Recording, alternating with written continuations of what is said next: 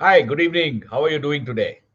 Welcome to my daily live session on mindset. Mindset is all about the way we are perceiving the reality, the way we are thinking by connecting the dots, the way we are deciding either by the gut or by assessing the benefit and effort involved, and finally, the way we are acting with conviction and consistency. That's what mindset is all about.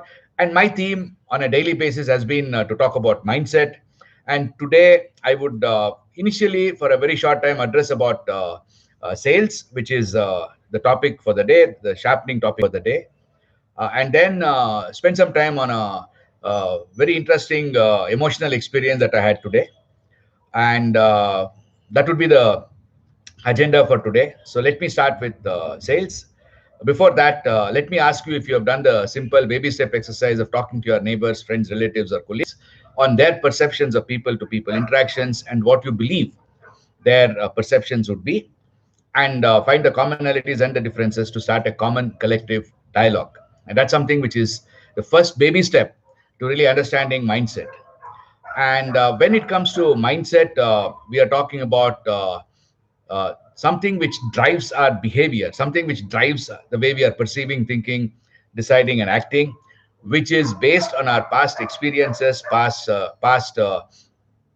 emotional memories, emotional experiences, always emotional link to that. And that's what that gets into the subconscious. Subconscious has all this information, and based on this information, subconscious is constantly predicting the future. Predicting means I'm not talking about predicting for the next 1 year or 1 month, 1 day. That would be more to do with daydreaming, or maybe just speculating. But this prediction is something which is happening for the next immediate moment in real time basis. And that's something which is constantly happening in our subconscious mind. And that's what that drives us to perceive, to think, to decide, and to act or respond. That's something which is very, very important for us to know, that this is the way the mindset works. And there are various examples. I'll also quote one from my today's experience, which also could give you some what should I say, belief that mindset is something which is equally important and for us to really work on. And I've been talking about changing mindset. That's something which is very, very critical.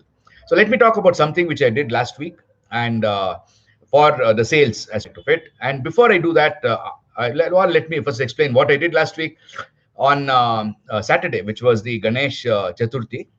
Anyway, happy Ganesh Chaturthi for all of you, belatedly. It was Saturday. Friday was Gauri festival. Ganesha was on Saturday. So happy Ganesha and happy Gauri, belated to all of you. And on the Ganesha festival day, I formally announced the launch of Dinakar Murthy and Company, a firm I founded for services. I was having a firm called as Samuthána Consultant Coaching LLP, which I had founded in 2013. And there I was providing both services and the product which is called as doHow. doHow is the product which I keep mentioning not regularly but off and on. But today I wanted to do that because of trying to explain what I did last week. This product is something which is a kind of a brainstorming, you can say, kind of a tool for enabling people to discuss, to debate, for changing mindset. And doHow is something which gets people to thinking progressively and evolving an agile mindset. That is the basic objective of doHow. Can be applied for any context, can be for business, can be for professional growth, can be for leadership development, and etc. etc. That's doHow. So in Samuthána, I developed this doHow doing various assignments. When I realized that finding a solution was very easy, I always could tell as to what the solution would be and or could be. And then later to implement it was a humongous task, because people would not accept to do that. People would not really believe that that's going to serve the purpose. And then you go back and forth, and it would happen constantly till at some point of time they would budge and then accept the better way of doing things and then start practicing it. And then that's how it would get implemented. In the whole bargain, I realized that after you have established what the solution could be, you need to have some methodology. There's nothing available today in the world to really get the entire team on board, to really start getting them to convince themselves that that is the best way of doing it. Because there is nobody else who can convince you. The mindset is the one which is driving, and that is based on your background, your history. So only you can convince yourself. And therefore, I developed this methodology for convincing people by themselves that what we are going to do will be a better thing for them and for the company. And that really worked wonders. Whenever we have done this workshop, then the implementation has been smoother because people have understood why we are doing it. Things which are very simple as having a daily works management board in a company, which basically talks about what jobs each one is doing and what are the priorities and when are we going to deliver some items. That's as simple as that. Or let us say working on a project management to do a project tracker to really define when are the expected delivery dates, what are the committed dates, to have an overview of that so that everybody knows what is more important, what is the priority. That means you basically channelize the entire energy of an organization in one direction, the right direction for the desired outcome. And to do that, then there is a change, because till now I've never have I done any project tracker, never I've done any expected delivery time. I just have been working the way I would work, and with no much focus on the end result, but I'm trying to do my best, but some of the results are not coming. Or let us say talk about on time and full delivery, try to make a clear process as to how on time and full delivery could be done. How are you going to ensure that the full kitting is guaranteed by each and every participant? That's what I keep talking in the daily review meeting, where every participant should ensure that the full kitting is available for the next day plan, whatever be it. Now, to do that, the best way was to create a kind of a debate and a discussion where people discover for themselves that it is a better way of doing it. Just 1 second. Sorry. That they would discover for themselves that it's a better way of doing it. I remember with one MNC in when we were doing a workshop of this kind, they were talking about having the full kitting done for the day, and it was always missing. So I said that, look, it's a very simple thing, no magic. And then when we spoke about full kitting, they said it doesn't work, and then we understood that the time horizon that they are doing for the full kitting is very, very less. They do the full kitting for today without any reaction time. So because today's full kit is not available, then you can't really do anything at all. Instead, if you are forecasting what would be the full kit percentage for 1 week from now, then you are in a position to react and then get it okay. So that's the way doHow works. That's a product. And then we were selling doHow, we were selling services. Both was quite sometimes confusing. Customers would get really not sure what they're buying. And that's something which is really a disaster, because you need to put in a tremendous amount of effort to really tell people what you're doing. It's not easy at all. And that's something which is directly related to sales. When you are selling something, it's important that the customer knows very precisely what is he buying and what are you selling and what is it that he's going to get and what are you going to give the customer. That's something which is very, very important to really have the clarity on that. And many times we don't do that, and that's the reason why we end up in such kind of a turbulent situation and putting in a lot of effort without much success. And therefore, I decided after a lot of thinking that we will now split the product and the service. And that's how I launched Dinakar Murthy and Company, only for services, mainly consultancy services, expertise services. And I called myself as the principal expert in Dinakar Murthy and Company, with the objective of serving companies become world class. And when I did that on Saturday, I remember that there are lots of people from Facebook, from LinkedIn, from mail, everywhere. All of you really congratulated me. I want to thank you from the bottom of my heart for all your wishes and blessings. And I want to ensure, I want to confirm, I want to commit that I will do my best. And it's not about doing my best. I will do something better than my best to ensure that your needs are met and your challenges are overcome by solving the problems in this techno-commercial environment involving people. And if need be, I would use doHow. Otherwise, I would do it without doHow. So first of all, thanks a lot. And then from the mindset perspective, to really have clarity in what you're selling is what my message for the day is. And that clarity of the day, I got it, I believe, by separating out the product and the service. Now it is doHow as a product will be sold by Samuthána, and some my services and the services of my team will be sold to Dinakar and Company. And you may ask as to why is it that you named Dinakar Murthy and Company? Because I, again, long, what should I say, journey which I did, possibly I could have cut short much more than what I am doing now. When I started, I had an idea of calling a company and then starting a company, calling a very, very interesting Sanskrit-driven name. Samuthána means productivity, to growing up, to to mentoring, to increase, Utthana, Samuthána. That means you are growing up together. All that is Samuthána. But Samuthána possibly is known to nobody. You need to go to a Sanskrit dictionary to find out what Samuthána is. And later to connect Samuthána to Dinakar, who is an expert, or somebody else who's an expert along with Dinakar, like Vivek or Vivin or whoever, it's quite challenging. It's not easy at all.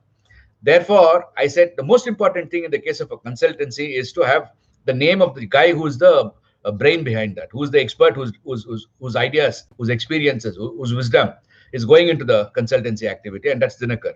And therefore, I named the company as Dinakar Murthy and Company. I'm only trying to clarify this to make sure that in the sales process, it's important to have absolute clarity for the customer as to what is he buying and what you are selling. That's something which is very critical, and we don't do that. And it's because of the mindset. My mindset didn't allow this to be done for the last 7 years. I could have done it in 2013 itself, but somehow it did happen, and now I'm very happy that I've done it, and I hope that it will give positive results to the customers, and also a clear message to the customers is what we are doing. Samuthána is the product, Dinakar Murthy and Company the services. So that's as far as the mindset and my mindset when it comes to sales. Then in the remaining time today, I want to share a very interesting experience which I had, a very intense emotional experience which I had today. See, today I was called to be a jury on a quality circle competition. And in that competition, we had in our group, there were two groups trying to evaluate teams from various companies who are presenting their quality circle activities. And in my team, in my group, there were three members of the jury, me and two more. And we started off with the first two presentations from a service company where they had done a lot of activity, a lot of job was done. But then the quality circle is all about systematic problem solving. Quality circle is not about just solving any problem. That is number one. Second is systematic problem solving. Second, it is something which is a voluntary activity. Quality Circle started in Japan long time back with the objective of involving everybody in the growth of the country. To really increase the quality of life was the Quality Circle. It was a voluntary activity. People would voluntarily contribute their time to do something for the company. That's how it started. And in India, it must be now about 20 years old. There are some companies like TVS or Sundaram Clayton where it is extremely professional, very, very deep rooted, because they've been doing it for the last 10, 15 years or 20 years. So they're much more than that, 30 years, I think. TVS would be 30 years. They're doing quality circles. And they were doing quality circles with a OHP. I don't know whether you've heard of that, overhead projector, where you would write the presentation on a slide and then make a presentation. That's the time when they started. So the quality circles is very, very deep rooted in TVS. There's a very, very structured, scientific way of problem solving. Toyota, of course, came much later to India. There also it's equally deep rooted and very professional. And there are a lot of other companies who have started. It's not taken a long time. It's taken a long, long time for many companies to really come to that level. First is to make it very, very systematic. It's a quality improvement activity, but it's not only with respect to quality. The methodology can be applied for anything. It can be for improving productivity. It can be used for improving the throughput. It can be used for reducing the cost. It can be used for reducing the inventory. It can be used for improving employee satisfaction, any activity, or maybe improving some maintenance stuff, maintenance jobs, and reducing the breakdowns. It can be done for anything. It's a scientific methodology for problem solving. So we were doing that assessment, evaluation, and three in my team, three jury in my team. And mind you, this was all online, right? We are doing now online because of the social distancing. And we had done two teams had presented, and the first two teams had absolutely no major usage of any scientific methodology. They were having a problem. They went around here and there, and then mainly with the experience and with the idea as to where the problems could be going wrong, just try to find out. And there was no data which was used. Quality circle means you need to use data. There's a lot of database decision making, which is again something which gives consistency, which gives credibility what you're doing, and that really trains your mindset to go in the structured way, which is extremely important for sustainable problem solving, not for sporadic problem solving. So they done that. Then I was asking some question, we were discussing. Suddenly one of the jury members wrote down in the chat window saying that, Dinakar sir, you please make sure that you don't ask so many questions so that we can make sure that the time is maintained. Then I said that, look, my understanding of this participating in the jury, say I'm doing this as a voluntary activity, and I was called to participate in the jury mainly to share my wisdom and whatever I've experienced to the entire teams who are presenting. So it's a discussion which happens. So definitely, time is. I agree with you. Time is important, but at the same time, we should make sure that the team who is presenting also is satisfied by getting the right output, by getting the right question, so that they are motivated to get back and then do something better the next time. So I don't think time can be that critical. I understand that. Then he started confirming, saying that no, you should do it faster, you should do it less questions and all. I said, okay, if that is the case, then you please uh, ask the questions. I don't want to ask the questions under a time restriction, because I feel that it is important that my job here is the only reason why I came to become a jury here is to really share my wisdom with the teams and also evaluate them, of course. And if that opportunity is not given, then there's no point in me asking a question. So I don't want to ask one question and then stop because the time is over. So you please carry on. Okay. Then after that, he went on to the defensive mode, saying that no, you cannot do that, you cannot do that. And he spoke about the other jury. He said, why can't you help him out? The other jury guy was so totally silent. He didn't tell anything at all. So this happened. And after that, I didn't ask any question. It went on for 2-3 rounds. Then we had a lunch break. At the lunch break, in the meantime, I told the organizers that, look, guy, I'm not going to be asking any questions, so don't expect this from me. I'll give you a report because you called me as a jury. I will do the assessment, give the number, scores have to be given for various things, like how has the problem been selected, is it something correct, is it something good for the company, and how is the structure, how many tools have been used, and how is the teamwork, how is the presentation, how is the data collection, how is the validation. It's a multiple topics are there, so you need to give a score. So I kept on giving scores. Lunchtime came. Then at the lunchtime, the same gentleman who had told me to talk about not asking a question, he said that, look, now let us now find out what the other scores are. So we had, I think, completed 6 teams by then, 6 or 7 teams by then. And then we all gave the scores. And my score and the score of the other jury member who was not involved in the conversation in the initial phase was more or less the same, whereas this person's score was totally different. Then I said that, look, if that is the case, then we need to really discuss, because as a jury, it is important that we arrive at a solution, arrive at a decision in consensus. It cannot be an average which can be taken, because we need to really debate it out and arrive at a consensus. Then that really took off, and then he went on in a tangential mode. He said that, look, it is not right what you're asking. Why should I tell you that? Who are you for me to tell you that? And then he went on to tell that I didn't even remember that I had gone to assess his company as a leader of a assessment team sometime in 2013 or 14. Okay.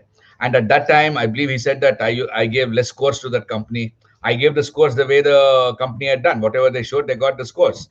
And that's something which happened. And after that, he went on to tell that I am trying to antagonize him, and then then he said that he called me as very, very egoistic, because I can't really handle people like you. And all that went on. And you are very irrelevant, you are very arrogant, and a lot of things went on there. Now, if I look back, why am I explaining that to you? And after that, I said that, look, if that is the case, then it's okay. It's good that you are told, and whatever you wanted to tell, you are told. Thanks a lot, and we will continue. We'll meet later. And then after the lunch, we came back, and then the entire jury job was over. And after that, finally, I did the closing ceremony for the event by making a presentation of the winners, etc. So that's so interesting, intense, emotional experience which I had. And why am I sharing that with you? See, in terms of mindset, first of all, my mindset drove me to tell that, look, I'm not going to be doing asking any questions, because he addressed directly to me, which was a direct hit to me, which possibly made my mind think that I am threatened. Okay, and therefore I hit back. That's the way. And I didn't really know what I'm doing. Please understand, I didn't consciously say that, look, I'm going to now tell that I'm not going to be asking a question. That came naturally. I'm sure even for him, it would have been a very natural thing. And later in the second part, when I told him that you explain, I'm in terms of the experience and background, I would imagine I'm a fairly senior compared to this gentleman who was there. He's also very not a very junior, but he would be a mid-management guy. And then he possibly felt that he would be threatened. He would be his integrity is being questioned by me. I didn't question any integrity. I only said that, look, I'm going to be talking about arriving at the final decision in consensus. If it is consensus, then we have to debate. It cannot be without debate. And that possibly made him a little uncertain, insecure. And therefore, again, he hit back, saying that, look, what did he didn't have anything to say. I had not done anything against him. So he went back to some history of his where he said that, look, you gave us a lot of wrong numbers, a very less scores. You should have given us more scores. And I'm not sure why that topic was brought in here. And later to say that, look, you are egoistic. Again, that doesn't have any connect to this. And why do all these things happen? Why do all these things happen? Only because of mindset. And mind you, my dear ladies and gentlemen, if you can think of situations in your life, I'm sure you can find one such at least once a week. And that is really bad, isn't it? Teams don't really progress in doing that, right? And the only way to debate that is to sit back and discuss, sit back and debate, sit back and talk about it. And what do we do when such a thing happens? We talk about it, don't we? And that's what it's all about. Just talk about it so that the mindset changes. Once the mindset changes, then later you have a marvelous situation. And when it comes to implementing in companies, imagine if such a situation had happened in front of some 10 people in a company, then after that, what credibility do both of us have in that company to implement something? We won't be able to really sell our ideas at all, isn't it? And even if once it has happened, for the next 25 years, I stay in that company, what would be the impression the others are going to be carrying? And all this happened because of mindset, not because you are interested in doing that. None of you would be doing that. Do you think I was interested in trying to tell that flow that I'm not going to be asking any questions? No, not at all. And at that moment when I did that, what drove me to do that? My mindset again. And that's the reason why I explained this. And I would request you to please use this incident of mine to learn something and to really use that as a base for working on mindset. And then do share, write to me, Dinakar at samuthána.com. And otherwise, I get back to asking you to do the simple exercise of talking to your friends, neighbors, colleagues, or relatives on their perceptions of people to people interactions. What do you assume their perceptions would be? And find the commonalities and the differences. Start a dialogue to establish a common collective mindset. Thanks a lot for watching. See you tomorrow, more or less at the same time. And for those of you in India, have a nice evening. For those of you outside India, have a great day ahead. Goodbye.